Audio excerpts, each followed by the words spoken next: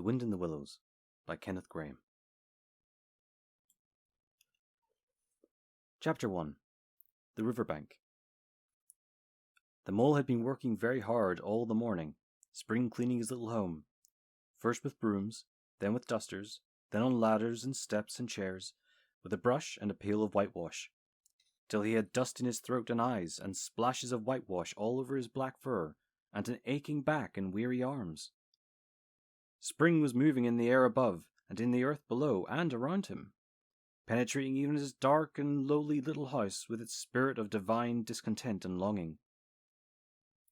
It was small wonder, then, that he suddenly flung down his brush on the floor and said, "Bother!"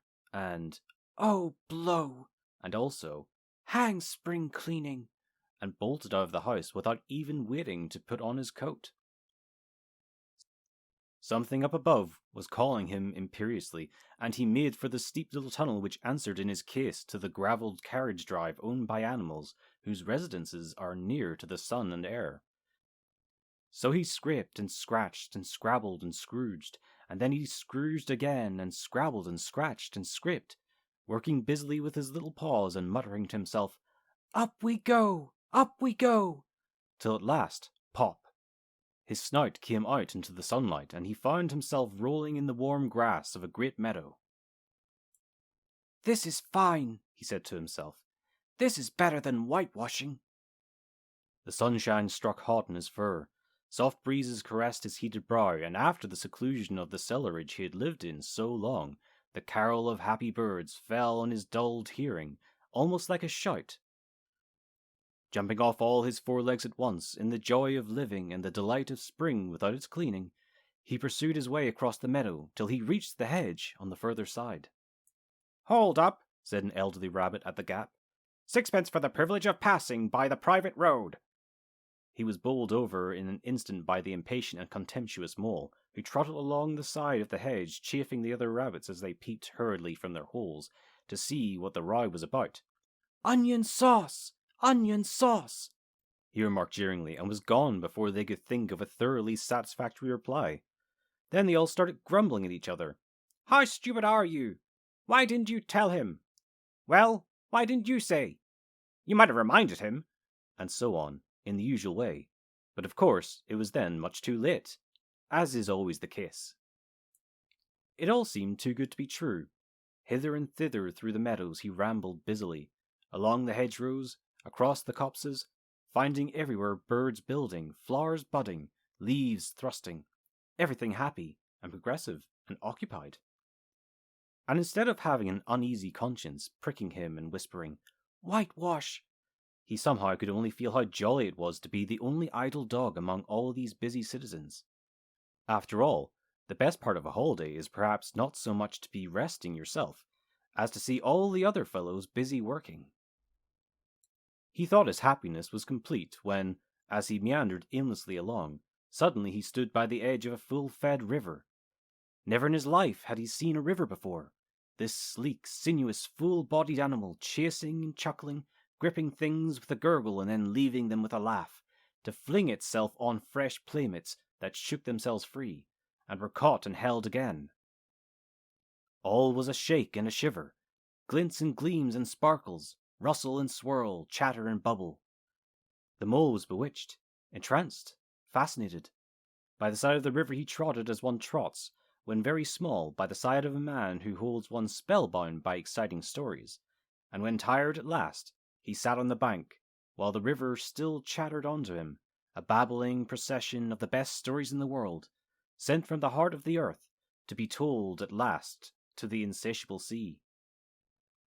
As he sat in the grass and looked across the river, a dark hole in the bank opposite, just above the water's edge, caught his eye, and dreamily he fell to considering what a nice, snug-dwelling place it would make for an animal with few wants and fond of bijou riverside residence, above flood level and remote from noise and dust. As he gazed, something bright and small seemed to twinkle down in the heart of it, vanished, then twinkled once more like a tiny star. But it could hardly be a star in such an unlikely situation, and it was too glittering and small for a glowworm. Then, as he looked, it winked at him, and so declared itself to be an eye, and a small face began gradually to grow up round it, like a frame round a picture. A brown little face with whiskers, a grave round face with the same twinkle in its eye that had first attracted his notice. Small neat ears and thick silky hair. It was the water rat. Then the two animals stood and regarded each other cautiously. "Hello, Mole," said the water rat. "Hello, Rat," said the mole. "Would you like to come over?" inquired the rat presently. "Oh, it's all very well to talk," said the mole rather pettishly, he being new to a river and riverside life and its ways. The rat said nothing, but stooped and unfastened a rope and hauled on it, then lightly stepped into a little boat which the mole had not observed. It was painted blue outside and white within, and was just the size for two animals, and the mole's heart went out to it at once, even though he did not yet fully understand its uses. The rat sculled smartly across and made fast. Then he held up his forepaw as the mole stepped gingerly down. "Lean on that," he said. "Now then, step lively." And the mole, to his surprise and rapture, found himself actually seated in the stern of a real boat. "This has been a wonderful day," said he, as the rat shoved off and took to the sculls again. "Do you know, I've never been in a boat before in all my life." "What?" cried the rat, open-mouthed. "Never been in a? You never? Well, what have you been doing then?" "Is it so nice as all that?" asked the mole shyly, though he was quite prepared to believe it as he leant back in his seat and surveyed the cushions, the oars, the rowlocks, and all the fascinating fittings, and felt the boat sway lightly under him. "Nice? It's the only thing," said the water rat solemnly as he leant forward for his stroke. "Believe me, my young friend, there is nothing, absolutely nothing, half so much worth doing as simply messing about in boats. Simply messing," he went on dreamily. "Messing about in boats. Messing." "Look ahead, Rat!" cried the mole suddenly. It was too late. The boat struck the bank full tilt. The dreamer, the joyous oarsman, lay on his back at the bottom of the boat, his heels in the air. "About in boats. Or with boats," the rat went on composedly, picking himself up with a pleasant laugh. "In or out of him, it doesn't matter. Nothing seems really to matter, that's the charm of it. Whether you get away or whether you don't. Whether you arrive at your destination, or whether you reach somewhere else. Or whether you never get anywhere at all. You're always busy, and you never do anything in particular. And when you've done it, there's always something else to do, and you can do it if you like. But you'd much better not.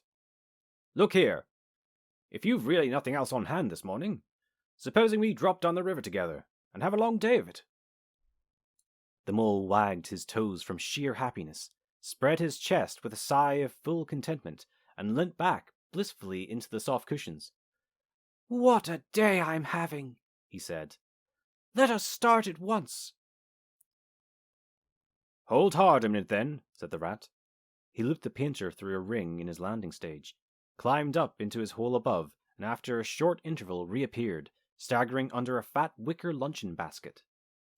"Shove that under your feet," he observed to the mole as he passed it down into the boat. Then he untied the painter and took the sculls again. "What's inside it?" asked the mole, wriggling with curiosity. "There's cold chicken inside it," replied the rat briefly. "Cold tongue, cold ham, cold beef, pickled gherkins, salad, French rolls, cress sandwiches, potted meat, ginger beer, lemonade, soda water." "Oh, stop, stop!" cried the mole in ecstasies. "This is too much." "Do you really think so?" inquired the rat seriously.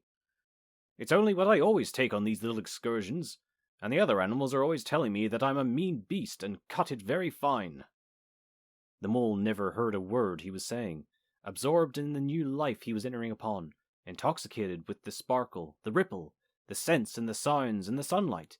He trailed a paw in the water and dreamed long waking dreams. The water rat, like the good little fellow he was, sculled steadily on and forbore to disturb him.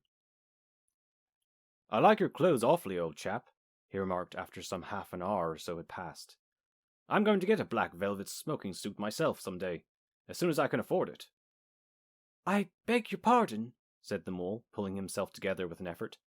You must think me very rude, but all this is so new to me. So, this is a river.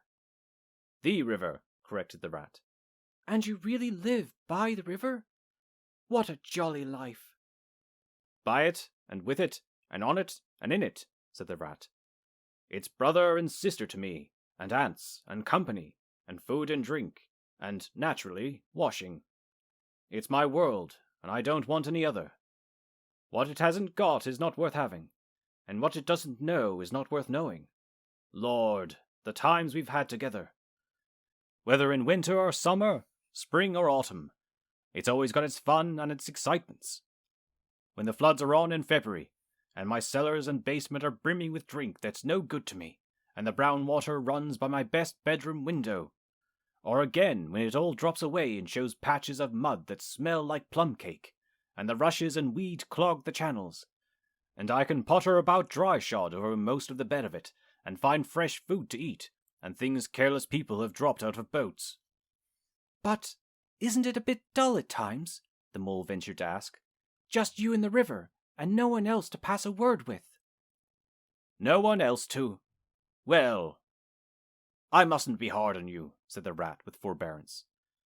You're new to it, and of course you don't know. The bank is so crowded nowadays that many people are moving away altogether. Oh no, it isn't what it used to be at all. Otters, kingfishers, dab chicks, moorhens, all of them about all day long and always wanting you to do something, as if a fellow had no business of its own to attend to. What lies over there? Asked the mole, waving a paw towards a background of woodland that darkly framed the water meadows on one side of the river.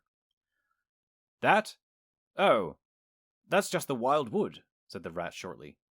We don't go there very much, we river bankers. Aren't they very nice people in there? Said the mole, a trifle nervously. Well, replied the rat, let me see. The squirrels are all right. And the rabbits, some of 'em. But rabbits are a mixed lot. And then there's Badger, of course. He lives right in the heart of it. Wouldn't live anywhere else either if you paid him to do it. Dear old Badger. Nobody interferes with him. They'd better not, he added significantly. Why? Who should interfere with him? Asked the mole. Well, of course, there are others, explained the rat in a hesitating sort of way. Weasels, and stoats, and foxes, and so on.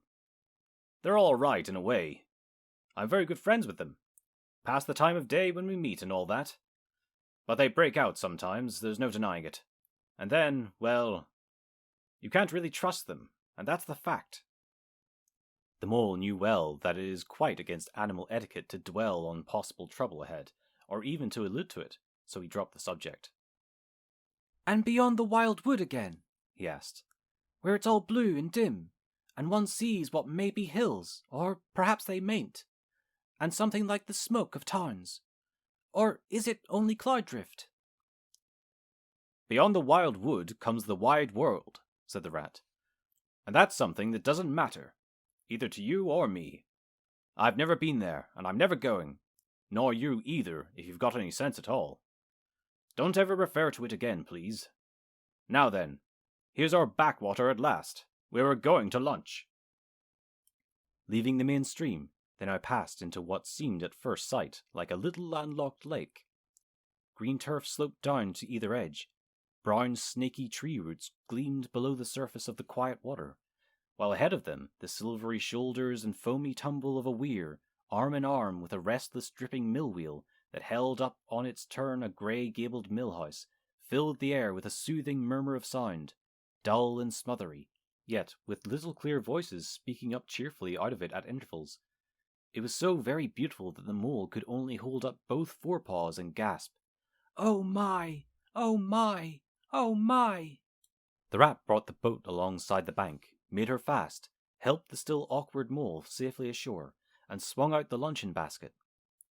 The mole begged as a favour to be allowed to unpack it all by himself, and the rat was very pleased to indulge him and to sprawl at full length on the grass and rest, while his excited friend shook out the tablecloth and spread it, took out all the mysterious packets one by one and arranged their contents in due order, still gasping, "Oh my! Oh my!" at each fresh revelation.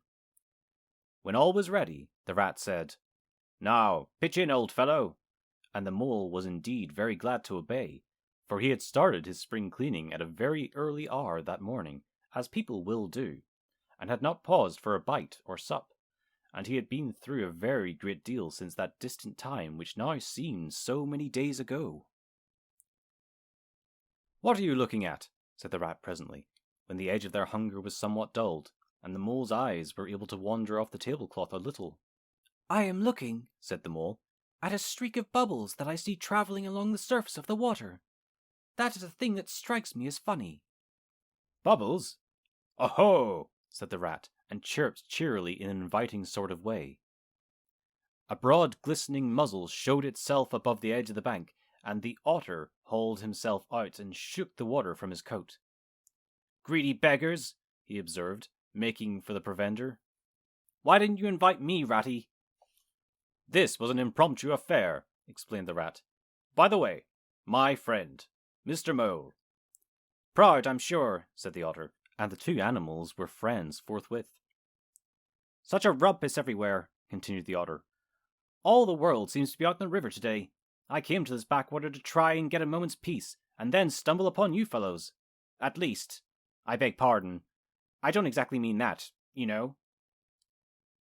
There was a rustle behind them, proceeding from a hedge wherein last year's leaves still clung thick, and a stripy head, with high shoulders behind it, peered forth on them. "Come on, old badger!" shouted the rat.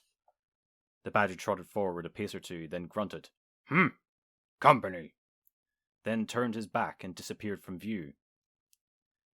"That's just the sort of fellow he is," observed the disappointed rat. "Simply hates society. Now we shan't see any more of him today. Well, tell us, who's out in the river?" "Toad's out for one," replied the otter, "in his brand new wager boat. New togs and everything." The two animals looked at each other and laughed. "Once it was nothing but sailing," said the rat. "Then he tired of that and took to punting. Nothing would please him but to punt all day and every day, and a nice mess he made of it. Last year it was houseboating, and we all had to go and stay with him in his houseboat and pretend we liked it. He was going to spend the rest of his life in a houseboat. It's all the same. Whatever he takes up, he gets tired of it, and starts on something fresh." "Such a good fellow, too," remarked the otter reflectively, "but no stability, especially in a boat." From where they sat, they could get a glimpse of the main stream across the island that separated them, and just then a wager boat flashed into view, the rower, a short, stout figure, splashing badly and rolling a good deal, but working his hardest. The rat stood up and hailed him, but Toad, for it was he, shook his head and settled sternly to his work. "He'll be out of the boat in a minute if he rows like that," said the rat, sitting down again. "Of course he will," chuckled the otter. "Did I ever tell you the good story about Toad and the lockkeeper? It happened this way. Toad—" An errant mayfly swerved unsteadily athwart the current in the intoxicated fashion affected by young bloods of mayflies seeing life. A swirl of water and a cloop, and the mayfly was visible no more. Neither was the otter. The mole looked down. The voice was still in his ears, but the turf whereon he had sprawled was clearly vacant.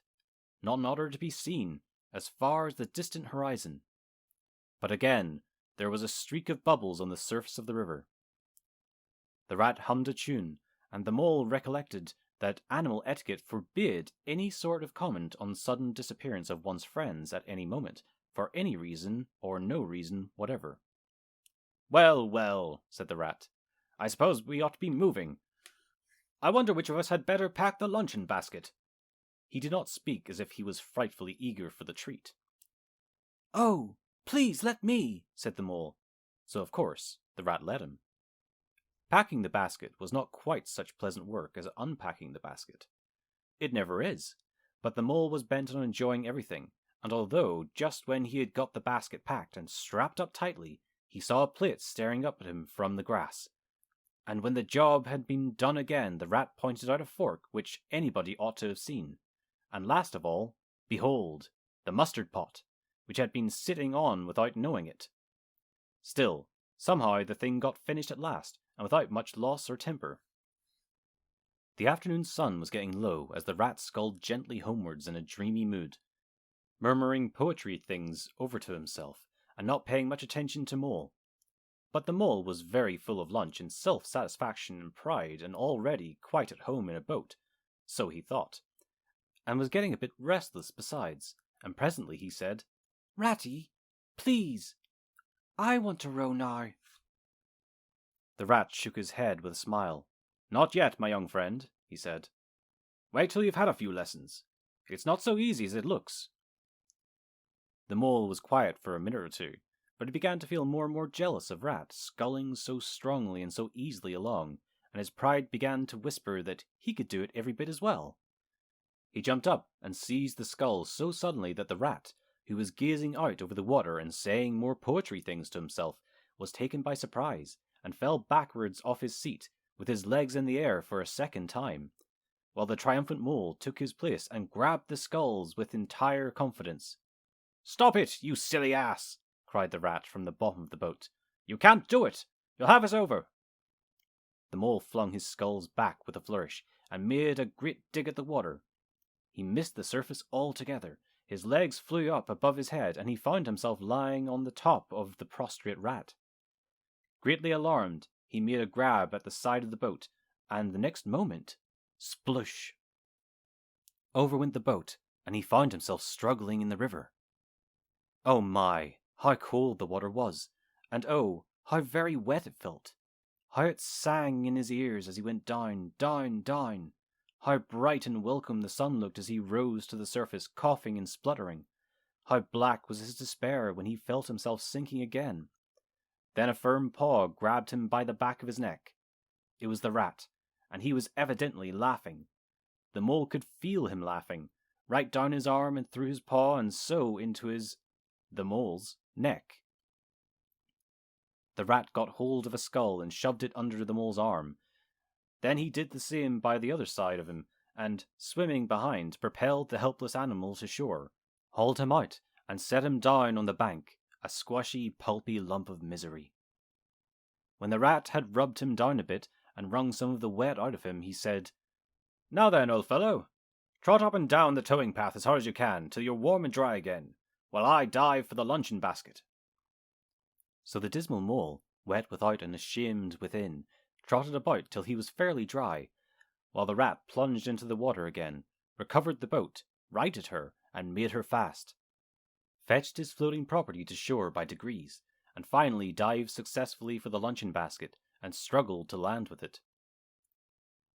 When all was ready for a start once more, the Mole, limped and dejected, took his seat in the stern of the boat, and as they set off, he said in a low voice, broken with emotion, "Ratty, my generous friend, I am very sorry indeed for my foolish and ungrateful conduct. My heart quite fails me when I think how I might have lost that beautiful luncheon basket. Indeed, I have been a complete ass, and I know it. Will you overlook it this once and forgive me, and let things go on as before?" "That's all right, bless you," responded the rat cheerily. "What's a little wet to a water rat? I'm more in the water than out of it most days. Don't you think any more about it, and look here, I really think you had better come and stop with me for a time. It's very plain and rough, you know, not like Toad's house at all, but you haven't seen that yet. Still, I can make you comfortable, and I'll teach you to row and to swim, and you'll soon be as handy on the water as any of us." The Mole was so touched by his kind manner of speaking that he could find no voice to answer him, and he had to brush away a tear or two with the back of his paw. But the rat kindly looked in another direction, and presently the Mole's spirits revived again, and he was even able to give some straight back talk to a couple of moorhens who were sniggering to each other about his bedraggled appearance. When they got home, the rat made a bright fire in the parlour, and planted the Mole in an armchair in front of it, having fetched down a dressing gown and slippers for him, and told him river stories till supper time. Very thrilling stories they were, too, to an earth-dwelling animal like Mole. Stories about weirs, and sudden floods, and leaping pike, and steamers that flung hard bottles. At least, bottles were certainly flung, and from steamers, so presumably by them, and about herons, and how particular they were whom they spoke to, and about adventures down drains and night fishings with otter, or excursions far afield with badger. Supper was a most cheerful meal, but very shortly afterwards a terribly sleepy Mole had to be escorted upstairs by his considerate host to the best bedroom, where he soon laid his head on his pillow in great peace and contentment, knowing that his new-found friend, the river, was lapping the sill of his window. This day was only the first of many similar ones for the emancipated Mole, each of them longer and full of interest as the ripening summer moved onwards. He learnt to swim and to row, and entered into the joy of running water, and with his ear to the reed stems he caught, at intervals, something of what the wind went whispering so constantly among them.